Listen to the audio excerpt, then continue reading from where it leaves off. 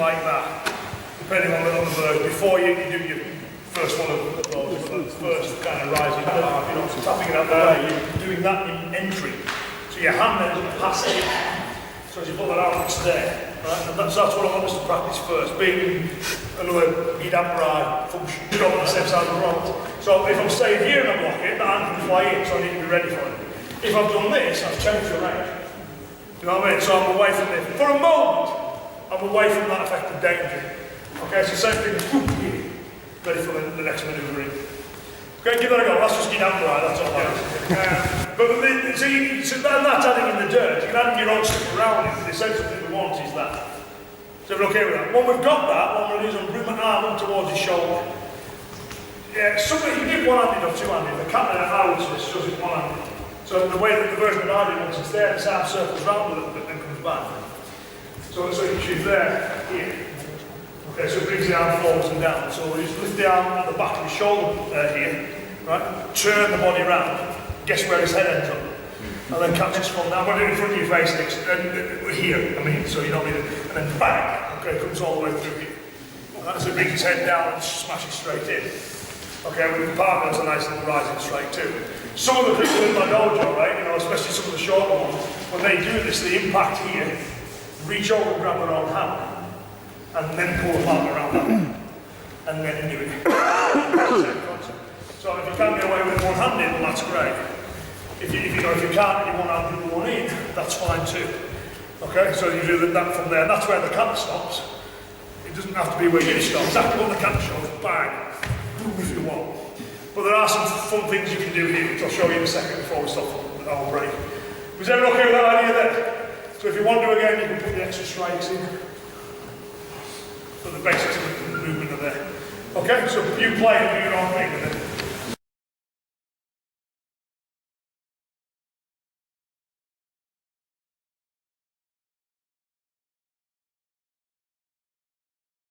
Reality is really be daylight out of the movement, you know, if you want to play a little bit. And there's nothing wrong with playing, so long as we know that's what we're doing. I want you to take this back hand and reach up and grab his wrist. Pull it up towards his back and then grab your wrist with his wrist. Grab your own wrist with your own wrist. Right? What you're then going to do is you're going to lift his back. That's it, down. See what he wants to do is somersault. So to help him, my leg on the inside of his leg, right? And then I'm going to roll him this way. And let them down there, okay? So I'll do it very, very gently, you know, it's not a nice little break fall because you get thrown into a lock. That's not the best one, by the way. There's a much cooler one than this. But moving in, whipping it round from there. If you wanted to, just reach and grab it. It has to be that hand, you know that. You can't grab it with this one. Then you grab your own forearm, so you've got the typical figure four thing. You don't pull it up his back, you pull it away from his back. Okay, at the same time, you stick a leg in there so you can't come off it, just bring it round there. Okay, bang, and then move off. Okay, looks cool. It looks so cool, I put it on the front cover of my arm locking book. if you made that's the one, alright? So okay, give that one a go. And then I'll show you one of them, then we can go there, we have on the back of his head. Right? Well, that's just to stop him coming up in the interim. Right? So you kind of smashed him, you can even have a fist in your hand on the back of his head. What you then do is take this leg and put that over the back of his head. So you go from there to there.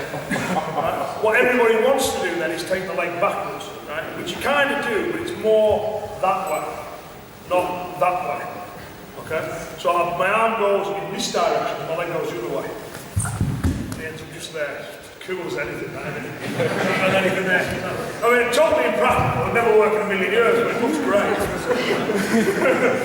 So bands are there, pull through, keep the head down. Okay, so we move straight from there. Again, that is very Jason Moore there. So just imagine that at the end of it. But again, to me, these techniques would start to go off in the category of what I call martial art. It's learning something for the enjoyment of it, the interest of it, art for its own sake. And there's nothing wrong with that, so long as, and like I've just done with you, I'll do the same with your students and go, right, if you smash him in the face and you've got this arm, you knee him from there. Right, hammer fist and move away. That's your self-defense technique. Do you know what I mean? You want to play, you know what I mean? You can move to here, you can do this, you can move through, you can go there, you can always cool locks, you can do this, you know what I mean? They can learn all that, but then in a real fight, they're not going to go, what was that really fancy wrist lock I wear? There's no, that was martial art. Okay, the self-defense stuff will keep basic. Is everyone okay to give that one last go? So this one there, we're getting on this one. There's no big force here either. Right? It's mainly the arm coming this way that does it. And then just as you go, just take the leg back a little bit, keep the arm up, and then you see ends up, it's perfect. You don't even have to bend down to finish him off.